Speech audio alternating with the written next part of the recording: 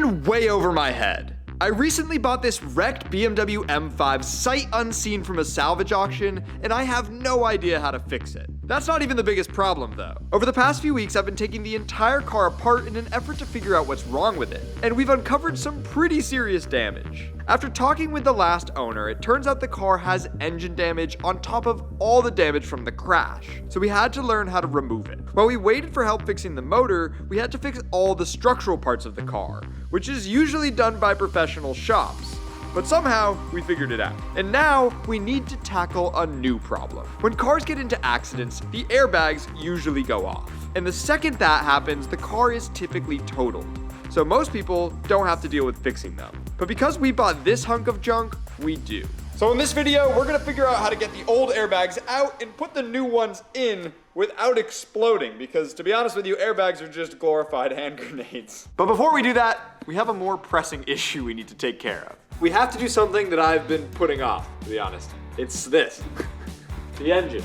You obviously know we need to get the engine fixed because it has damage, and we can't just give it to someone to fix with this entire transmission attached or the entire front subframe, which holds everything onto the front of the car. We'd also like to have the front subframe on the car so we can at least roll it around and get it out of the shop. So we need to figure out how to get this gigantic transmission off. Now the first thing that needs to happen is I'm scared that when we take this off, it's gonna crash onto the ground. So I'm gonna slide a pallet underneath to relieve the pressure. Look at that, oh, like a glove. The first thing we have to do to remove the transmission is get the downpipes out of the way.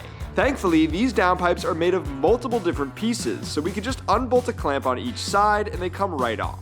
With that out of the way, now we can undo all the bolts holding the transmission to the engine, and also make sure we properly free up the drive shaft to the front axles, because the car is all-wheel drive.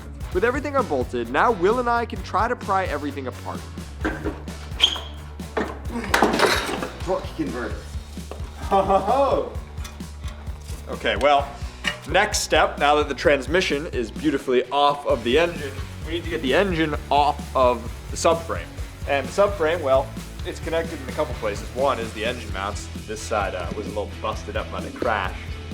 The other harder part is getting the axle out. Now, in a normal scenario, it's actually fairly easy to pull axles out of the front differential. But because we have the subframe on a table, we have to go about it a bit differently. To save ourselves time, we're gonna keep the axles attached to the engine and instead just take a few suspension components off of the subframe so that we can lift the entire engine up and off of it. With everything out of the way, we can re-strap the engine to our engine crane and slowly lift it off the subframe. With the subframe and engine separated, we can finally put the subframe back onto the car, lifting it up with the table jack while lowering the car down to line everything up perfectly. There are 6 bolts on the bottom of the subframe, as well as 3 bolts on the top of the suspension, and another one that holds the upper wishbone in place.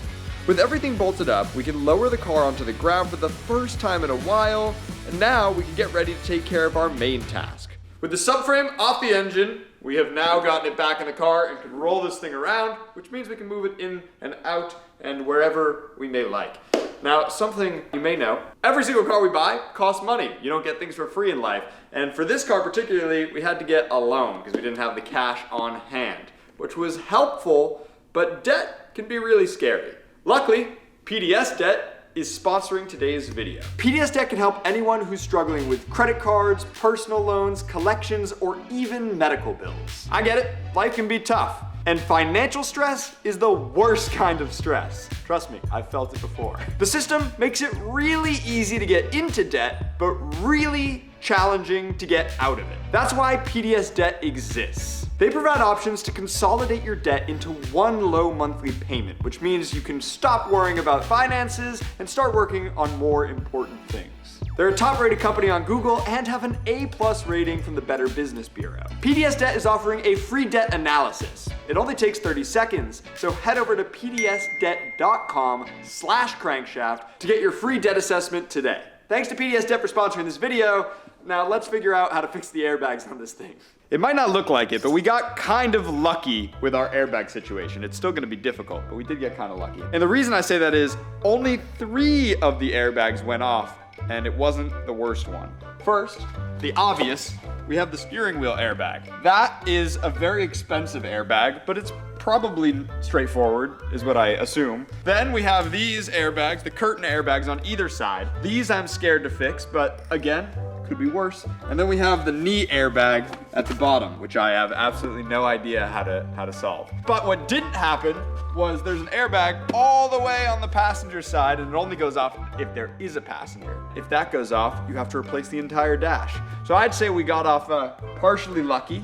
We also have this slight dilemma, which will have to get resolved. When the airbag goes off, your seatbelt just becomes spaghetti. I'm just gonna tuck that back here for now, and we'll pretend that didn't exist. First things first, steering wheel airbag. And let me tell you, this thing is a real pain financially. Now, if you were to buy that steering wheel airbag from BMW, it will cost you $1,400, which is insane. Now, if you then go and do a little snooping online and you find a very sketchy company, you can find an airbag, brand new, allegedly, for this car for a simple $800, which is still a huge hit to my wallet. Do you see this little hole here? It might not even be visible on camera. There's a tiny little weird thing here, and I'm gonna put a screwdriver in there, and allegedly, oh, yep. You see that? It's on both I sides. got movement on that side. All right, hold on. Oh. Well, that was straightforward. You want the new one? Please. I'm going to plug this in away from my head. I'm so scared, man. Should I plug it in? Yeah. Is that protocol? Yeah, it's fine. Oh!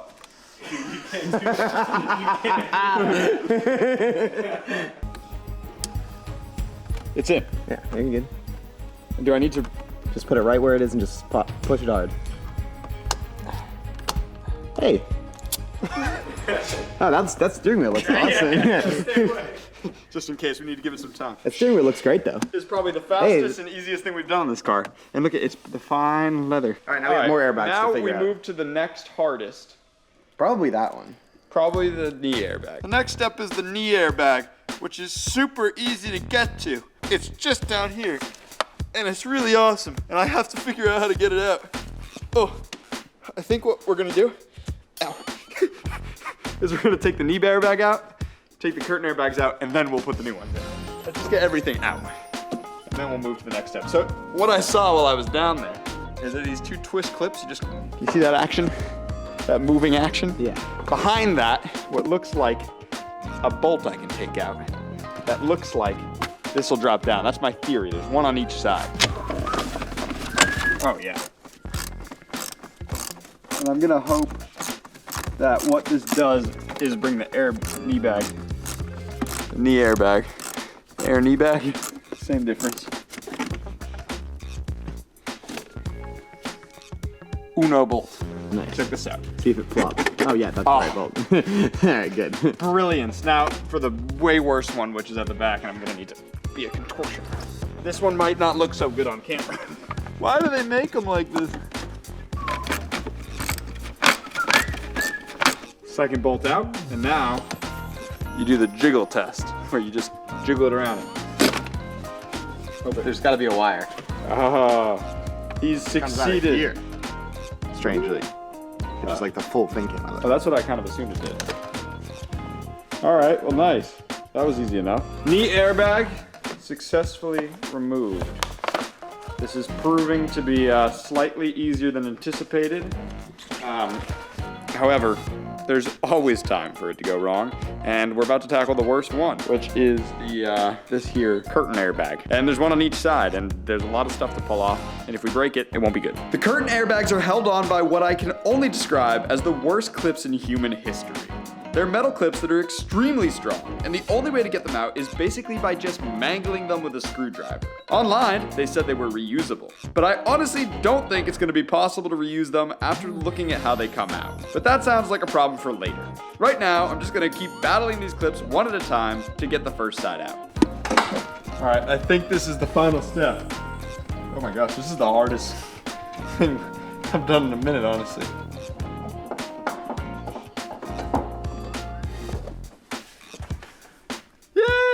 Nice, man. Since this is one of the most visible clips, let me show you how much of a pain it is. You have to put a screwdriver in, twist and try to bend the clip up. And then... Oh, that's a horrible sound, man. Oh my gosh, see? That's what I'm dealing with this whole way across. And there's a good like 5 or 6 of them.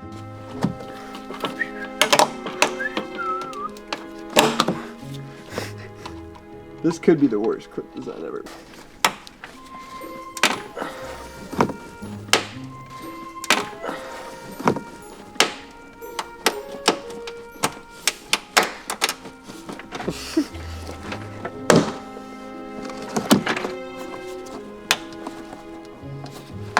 It's gotta be the most violent thing in the world.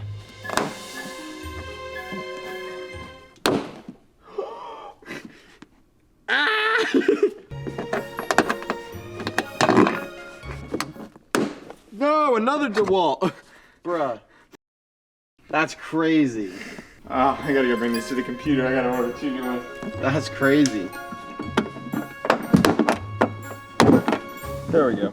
Oh.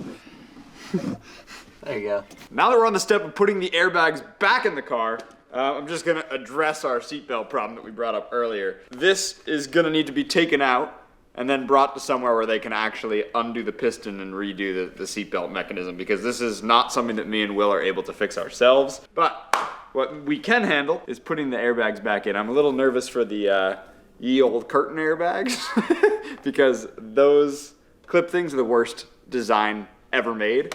But the knee airbag should be fine. You won't be able to see much probably because it's very tight in there. But I'll be able to get them in, I think. We'll see. Fortunately for us, putting the airbags back in is seeming like it's way easier than removing them. The knee airbag plugs in and bolts back up, and the clips for the curtain airbags are much easier to push back in than they were to pull out. And after just a few minutes, we're basically done. Now that the airbags are reinstalled, sorry we didn't get to record all of it because I needed Will's hands and then we forgot to record because he's usually holding the camera. You see the problem. We will soon be able to actually put everything back together. We're still storing quite a few things inside the car, like this cool carbon fiber wing. Look at that, that's nice. Now we get to the fun part, which is actually putting this entire thing back together. And we have some exciting stuff to also add onto the car. So it's gonna be a lot better than it used to be. But somehow we've managed to get this far. I'm actually shocked. Now it might not seem like we did too much today. And that's because we're waiting on something big, very big. I'm gonna walk you through it real quick. First off, ignore the sign. This is our employee of the month. His engine. He's working hard. It's got pizza on it.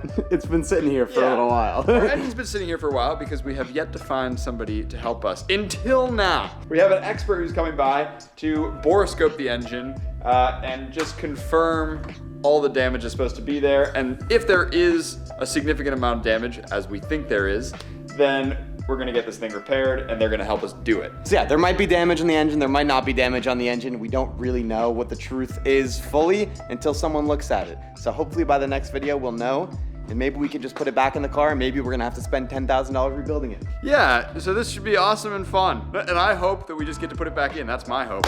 Yeah. And hopefully it goes in the way it came out. Easy-ish.